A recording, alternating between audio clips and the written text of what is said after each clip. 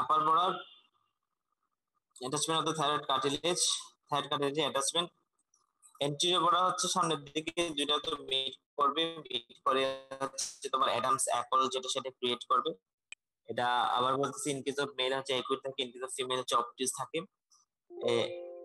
Meet করার পরে এখানে কিছু অ্যাটাচমেন্ট অ্যাবাভ ডাউনওয়ার্ডস, উপর থেকে নিচে অ্যাটাচমেন্ট লাগবে সামনের দিকে। এটা হচ্ছে থাইরোএপিগ্লোটিক মেমব্রেন এন্টিরিয়র বর্ডারটা, আর হচ্ছে তোমার pair of vestibular ligament, a pair of the vocal ligament.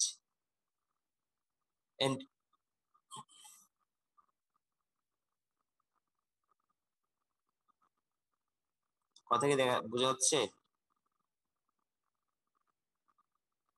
G sir. ইয়া হয়ে গেছে, হঠাৎ করে আটকে গেছে স্লাইডগুলো।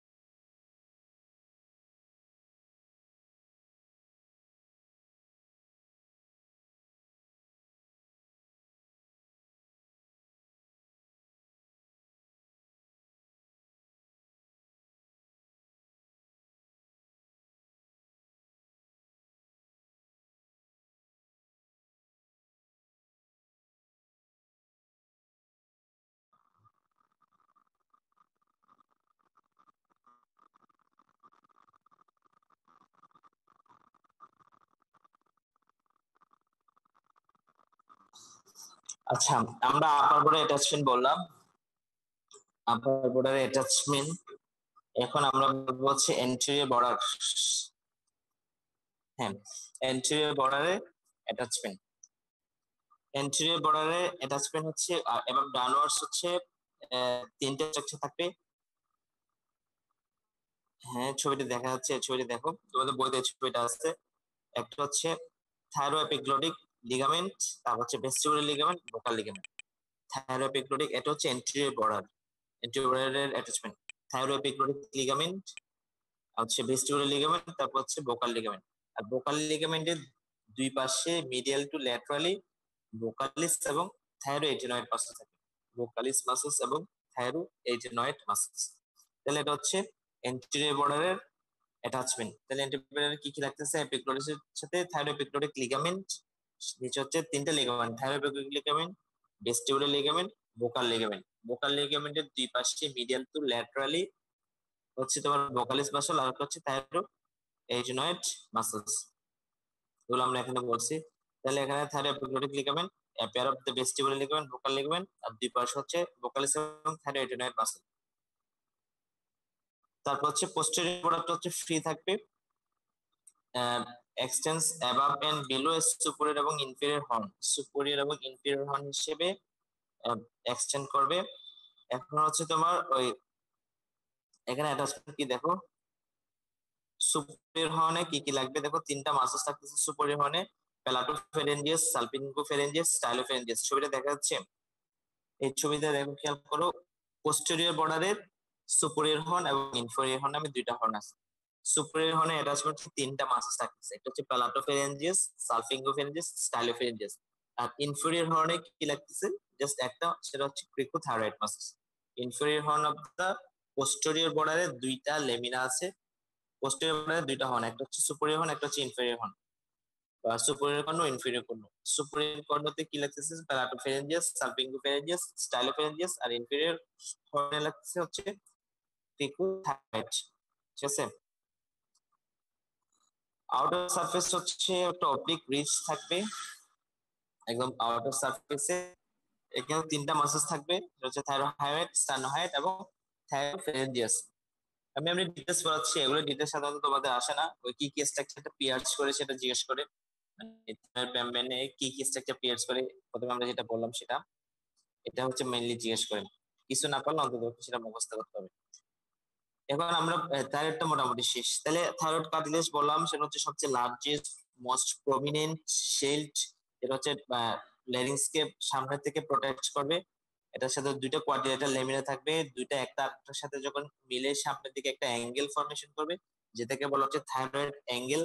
এই থাইরয়েড অ্যাঙ্গেলটা মেলের ক্ষেত্রে প্রমিনেন্ট থাকে এবং ফিমেলের ক্ষেত্রে অবটিউস থাকে, মানে ওই সাবপিউবিক অ্যাঙ্গেলের মতোই অবটিউস থাকে।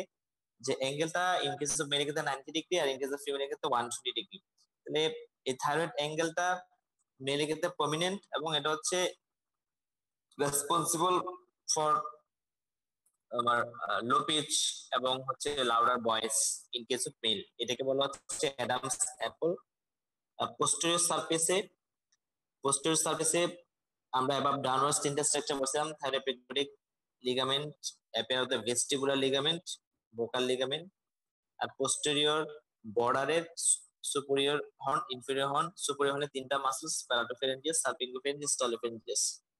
ঠিক আছে, এখন আমরা পড়বো হচ্ছে এপিগ্লটিস। আর থাইরয়েডটা ছিল কোন ধরনের কার্টিলেজ? ওটা ছিল হাইলিন কার্টিলেজ। থাইরয়েডটা ছিল হচ্ছে হাইলিন কার্টিলেজ। আবার বলতেছি, আনপেয়ার্ডের মধ্যে থাইরয়েড এবং পিকয়েড, এগুলো হচ্ছে হাইলিন কার্টিলেজ। এখন যে আমরা এপিগ্লটিসটা পড়বো, এটা হচ্ছে ইলাস্টিক কার্টিলেজ।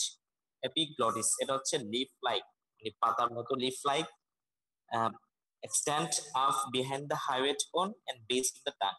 এটা হচ্ছে মেইনলি ইলাস্টিক কার্টিলেজ। তাহলে থাইরয়েডের মধ্যে ইলাস্টিক কার্টিলেজ আর কি কি আছে? Epiglottis, corniculate, cuneiform. Epiglottis, corniculate, cuneiform, সাথে সাথে এটেনয়েডের apex, apex of the arytenoid, এগুলো হচ্ছে ইলাস্টিক কার্টিলেজ। ঠিক আছে, তাহলে এখানে কি কি থাকে? আপার এবং lower and, anterior posterior surface, যেটা ল্যাটারাল বর্ডার থাকবে। আর হচ্ছে lower and is pointed and attached to the posterior surface of the thyroid angle. Thyroid অ্যাঙ্গেলের পোস্টেরিয়র সারফেসে থাইরোএপিগ্লটিক লিগামেন্ট আমরা যে ছবিটা দেখাইছি, তাহলে এপিগ্লটিসের পোস্টেরিয়র সারফেস যেটা লোয়ার এন্ডটা পয়েন্টে থাকবে, এটা হচ্ছে তোমার থাইরয়েডের পোস্টেরিয়র সারফেসের সাথে অ্যাটাচ থাকবে। থাইরোএপিগ্লটিক লিগামেন্ট, তিনটা লিগামেন্টের কথা বললাম না, একটা হচ্ছে thyroepiglottic ligament, vestibular ligament, vocal ligament. ছবি দেখালাম ওই থাইরোএপিগ্লটিক লিগামেন্ট, থাইরয়েড মানে এপিগ্লটিস থেকে যে লিগামেন্টটা আসবে থাইরয়েডের পোস্টেরিয়র সারফেসের সাথে লাগবে।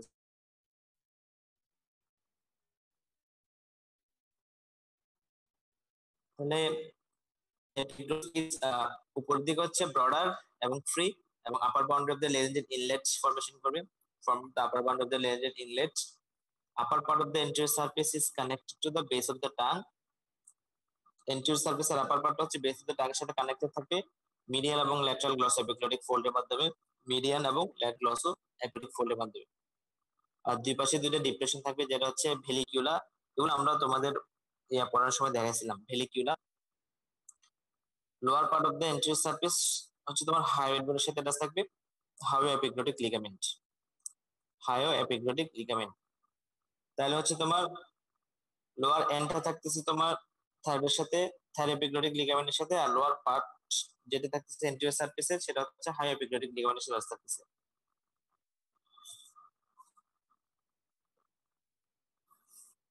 আর হচ্ছে লোয়ার বর্ডার যেটা, সেটা হচ্ছে free in upper part, but lower part provides attachment to the aryepiglottic fold of the mucous membrane. If this fold contains aryepiglotticus এবং thyroepiglotticus muscles. Lining epithelium, lining epithelium হচ্ছে anterior surface এবং upper half of the posterior. আমরা পুরোটা একসাথে আবার পড়বো lining epithelium, larynx এর।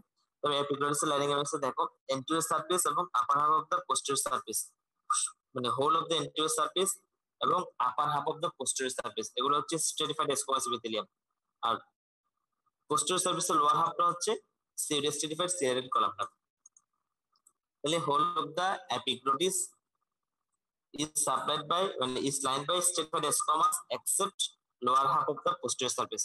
posterior surface এর lower half ছাড়া পুরো এপিগ্লটিস এ হচ্ছে stratified squamous, আর posterior surface এর lower halfটা হচ্ছে pseudo stratified serrated columnar epithelium।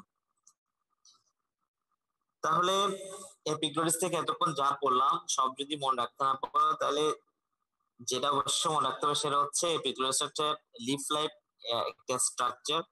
আবার সেটা কোন ধরনের কার্টিলেজ, এটা তো অবশ্যই এটা ফরেস্ট বলতে পারতে হবে কোন ধরনের কার্টিলেজ। এটা অবশ্যই ইলাস্টিক কার্টিলেজ। তারপর হচ্ছে আহ, এটা তোমার লেরিঞ্জিয়াল ইনলেটের যে বাউন্ডারি ফরমেশন করতেছে। আর লোয়ার এন্ডটা হচ্ছে তোমার থাইরয়েডের সাথে থাইরয়েড অ্যাঙ্গেল বা অ্যাডামস অ্যাঙ্গেলের যে পোস্টেরিয়র সাবমিশনের সাথে লাগতেছে থাইরোএপিক্লোটিক লিগামেন্ট দিয়ে। থাইরোএপিক্লোটিক লিগামেন্ট, এই থাইরোএপিক্লোটিক লিগামেন্টটা মাথায় রাখতে হবে এটা কি জিনিস, এটা কার সাথে অ্যাটাচমেন্ট। থাইরোএপিক্লোটিক লিগামেন্ট এটা হচ্ছে একটা তোমার ইলাস্টিক কার্টিলেজ, ঠিক আছে। আর টাঙের দুই পাশে এপিক্লোটিসটা হচ্ছে তোমার যে মিডল এবং ল্যাটারাল গ্লস এপিক্লোটিক ফোল্ড ফর্মেশন করবে, আর হচ্ছে দুইটা মাঝখানে একটা মিডল ফোল্ড থাকে যেটা হচ্ছে ভেলিকিউলা বলা হয়। জাস্ট এই কয়েকটা কথা মনে রাখলে মোটামুটি আশা করা হয়ে যাবে। লাইনিং এপিথেলিয়ামটা ইম্পর্টেন্ট। লাইনিং এপিথেলিয়াম কি, ঠিক আছে। এখন আমরা বলবো হচ্ছে ক্রিকয়েড কার্টিলেজ। ক্রিকয়েড কার্টিলেজ হচ্ছে সিগনেট রিং শেপ একটা কার্টিলেজ, ঠিক আছে। ক্রিকয়েডটা হচ্ছে হায়ালিন কার্টিলেজ। আমি আবার বলতেছি ক্রিকয়েড এবং থাইরয়েড এই দুটো হচ্ছে হাইলিন কার্টিলেজ। থাইরয়েড যেটা বললাম সেটাও হাইলিন কার্টিলেজ ছিল, ক্রিকয়েডও হাইলিন কার্টিলেজ। আর এপিগ্লোটিস কনকুলেট ইউনিফর্ম এগুলো হচ্ছে ইলাস্টিক কার্টিলেজ। তাহলে ক্রিকয়েডটা হচ্ছে হাইলিন কার্টিলেজ। এটা কোথায় থাকবে, সার্ভাইকাল সিক্স ভার্টিব্রার at the level of cervical six vertebra থাকবে। এটা পুরো লেন্সকে এনসার্কেল করে থাকবে। It is called the stone foundation of the larynx. larynx K stone foundation বলা হয়, যে কমপ্লিটলি এনসার্কেল করে রাখবে ডোমেন অফ দ্য larynx কে। এর জন্য এটাকে stone foundation stone of the larynx বলা হয় আর কি। তাহলে এটার কি কি ফিচার আছে, upper border of anterior arch gives attachment to the cricothyroid membrane। তারপর হচ্ছে লোয়ার বর্ডারের সাথে তোমার ক্রিকোট্রাকিয়াল মেমব্রেন। আর লোয়ার বর্ডার একটা মাসেজ থাকবে সেটা হচ্ছে ট্রাকিয়াস মাসেজ। তবে এত কিছু লাগবে না, জাস্ট এটা কোন ধরনের কার্টিলেজ কোন ভার্টেব্রা লেভেল বরাবর থাকে। আর ক্রিকোটের ক্ষেত্রে একটা ইম্পর্টেন্ট নোট হচ্ছে সেটা হচ্ছে এটা কমপ্লিটলি এনসার্কেল করে রাখবে ডোমেন অফ দ্য লেরিংস কে। ডোমেন অফ দ্য লেরিংস কে পুরো এনসার্কেল করে রাখবে, এই জন্য এটাকে ফাউন্ডেশন স্টোন বলা হয়। তাহলে এই কার্টিলেজ গুলো থেকে যদি কিছুই না পারো তাহলে যে কথাটা অবশ্যই জানতে হবে সেটা হচ্ছে কোনটা পেয়ার্ড কার্টিলেজ কোনটা আনপেয়ার্ড কার্টিলেজ, ঠিক আছে। কোনটা হাইল্যান্ড কার্টিলেজ কোনটা ইলাস্টিক কার্টিলেজ, আর যে স্পেশাল যে ফিচার্স গুলো বলতেছে সেগুলো। এরপর হচ্ছে এইটিনয়েড কার্টিলেজ। তাহলে এইটিনয়েড কার্টিলেজ সেটা হচ্ছে দুই ধরনের কার্টিলেজ, মানে এখানে হাইল্যান্ড কার্টিলেজ এবং ইলাস্টিক কার্টিলেজ দুই ধরনের কার্টিলেজ থাকতে পারে। বেসাল পোর্শন যেটা এইটিনয়েডের বেসাল পোর্শন বেস, এটা হচ্ছে হাইল্যান্ড কার্টিলেজ। আর আদার পার্ট মানে অ্যাপেক্সটা এটা হচ্ছে ইলাস্টিক কার্টিলেজ। এইটিনয়েডের এটাই মানে মনে রাখতে হবে এটা। তো এইটিনয়েডের বেসাল পোর্শনটা হচ্ছে হাইল্যান্ড কার্টিলেজ, আদার পার্টস হচ্ছে ইলাস্টিক কার্টিলেজ, ঠিক আছে। বেসাল পোর্শনটা হচ্ছে হাইল্যান্ড কার্টিলেজ, আদার পোর্শনটা হচ্ছে ইলাস্টিক কার্টিলেজ। তারপর দেখো জয়েন্টস।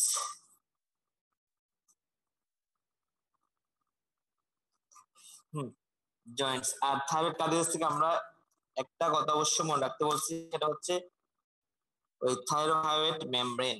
থাইরোহাইড মেমব্রেন কি কি কি স্ট্রাকচার পিয়ার্স করে, ঠিক আছে। থাইরোহাইড মেমব্রেন কি কি কি স্ট্রাকচার পিয়ার্স করে, দুই পাশে হচ্ছে ওই internal laryngeal nerve of the vagus এবং superior laryngeal vessels. Internal laryngeal nerve of the vagus এবং সুপিরিয়র লেরিঞ্জিয়াল ভেসেলস, এটা মনে রাখবা। এখন হচ্ছে জয়েন্ট গুলো দেখো, ক্রিকোথাইরয়েড জয়েন্ট, ক্রিকোএডিনয়েড জয়েন্ট, তারপর হচ্ছে এইডিনয়েড কর্নিকুলার জয়েন্ট, এইডিনো কর্নিকুলার জয়েন্ট। তিনটা জয়েন্ট, ক্রিকোথাইরয়েড, ক্রিকোএডিনয়েড, এইডিনো কর্নিকুলার জয়েন্ট। এই তিনটা জয়েন্ট হচ্ছে কি সাইনোভিয়াল জয়েন্ট। তিনটা জয়েন্ট হচ্ছে সাইনোভিয়াল জয়েন্ট। আর মেমব্রেন এবং লিগামেন্ট, মেমব্রেন এবং লিগামেন্টের মধ্যে কিছু এক্সটেন্সিভ মেমব্রেন এবং লিগামেন্ট আছে, আর কিছু হচ্ছে ইন্ট্রিনসিক মেমব্রেন এবং লিগামেন্ট আছে। এক্সটেন্সিক এর মধ্যে কি আছে দেখো, এক্সটেন্সিক এর মধ্যে হচ্ছে these are outside the inner tube of the fibroelastic tissue of the laryngeal cavity। laryngeal cavity বাইরের দিকে থাকবে। এগুলো হচ্ছে কি কি, thyroid membrane and ligament, cricothyroid membrane and ligament, cricotracheal membrane, thyroepiglottic ligament, hyoepiglottic ligament। Just নামগুলো মনে রাখবা। এবং একটা ইম্পর্টেন্ট স্ট্রাকচার থাইরয়েড মেমব্রেন, এই থাইরয়েড মেমব্রেনকে কি কি স্ট্রাকচার পিয়ার্স করে সেটা মনে রাখতে হবে। থাইরয়েড মেমব্রেনকে পিয়ার্স করবে হচ্ছে, আবার বলতেছি, ইন্টারনাল ল্যারিঞ্জিয়াল নার্ভ এবং সুপিরিয়র ল্যারিঞ্জিয়াল ভেসেলস। তাহলে জাস্ট এই নামগুলো মনে রাখবা। এক্সটেন্সিভ লিগামেন্ট এবং মেমব্রেন কি কি আছে? থাইরয়েড মেমব্রেনের লিগামেন্ট, ক্রিকোথাইরয়েড মেমব্রেনের ligament, cricotracheal membrane, thyroepiglottic ligament, hyoepiglottic ligament, just নামগুলো মনে রাখবা। আর হচ্ছে থাইরয়েড মেমব্রেনটা এখানে দেওয়া আছে, এখানে দেওয়া আছে যেটা বললাম সেটাই। মেইনলি কি পিয়ার্স করে সেটা আমরা আগে অনেকবার বলতেছি, আবার বলতেছি, সেটা হচ্ছে ইন্টারনাল রেঞ্জের নাম, সুপিরিয়র রেঞ্জের নাম, এটা জিজ্ঞেস করে কি কি স্ট্রাকচার পিয়ার্স করে। আর হচ্ছে ইন্ট্রিনসিক মেমব্রেন এবং লিগামেন্ট, ইন্ট্রিনসিক মেমব্রেন এবং লিগামেন্টের মধ্যে জাস্ট কি কি আছে, এটা ভিতরের দিকে থাকবে, ইনার টিউব অফ দ্য লেঞ্জিন কুটি ভিতরের দিকে থাকবে। কি কি থাকবে? ক্রেকোভোকাল মেমব্রেন, ভোকাল লিগামেন্ট, তারপর হচ্ছে তোমার কোয়াড্রেট মেমব্রেন, তারপর হচ্ছে ভেস্টিবুলার লিগামেন্ট, কোয়াড্রেট মেমব্রেন এবং ভেস্টিবুলার লিগামেন্ট।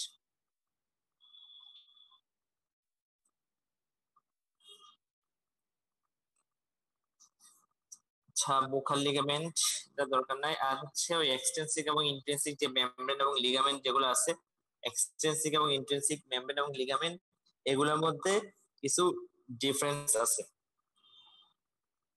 ওই একটা ডিফারেন্স আমাদের বইতে একটা ডিফারেন্স দেওয়া আছে, ওটা একটু দেখবা। মেমব্রেন কি কি, লিগামেন্ট কি কি। তাহলে ইন্টেন্সিক এর মধ্যে হচ্ছে, এক্সটেন্সিক এর মধ্যে থাইরোহাইড এবং ক্রিকোট্রাকিয়াল, মেইনলি এক্সটেন্সিক। আর ইন্টেন্সিক এর মধ্যে হচ্ছে ক্রিকোভোকাল মেমব্রেন এবং কোয়াড্রেট বা কোয়াড্রেঙ্গুলার মেমব্রেন, দুটো হচ্ছে মেইন মেমব্রেন। আর হচ্ছে লিগামেন্ট যদি বলি, এক্সটেন্সিক এর ক্ষেত্রে হচ্ছে মিডল এবং ল্যাটারাল থাইরোহাইড লিগামেন্ট, মিডল এবং ল্যাটারাল থাইরয়েড লিগামেন্ট, ক্রিকোথাইরয়েড এবং ক্রিকোট্রাকিয়াল লিগামেন্ট। আর হচ্ছে in case of intensive, vocal ligament এবং ভেস্টিবুলার লিগামেন্ট। ইন্টেন্সিভ হচ্ছে দুইটা ইম্পর্টেন্ট লিগামেন্ট, সেটা আমরা নেক্সট দিন পড়বো। বোকাল লিগামেন্ট এবং ভেস্টিবুলার লিগামেন্ট আমরা যখন ইন্টেরিয়র অফ দ্য লেন্স পড়বো তখন পড়বো। ঠিক আছে, লেন্সের মাসলস গুলো আছে। আচ্ছা, মাসলস গুলো হচ্ছে দুই ধরনের, ইন্টেন্সিক মাসলস এবং হচ্ছে এক্সটেন্সিক মাসলস। আচ্ছা, এটা আমরা নেক্সট ক্লাসে পড়বো। তাহলে ইন্টেন্সিক মাসলস এবং এক্সটেন্সিভ মাসলস। এই টাইমটা চলে যাবে বলতেছে আর 5 মিনিট পর।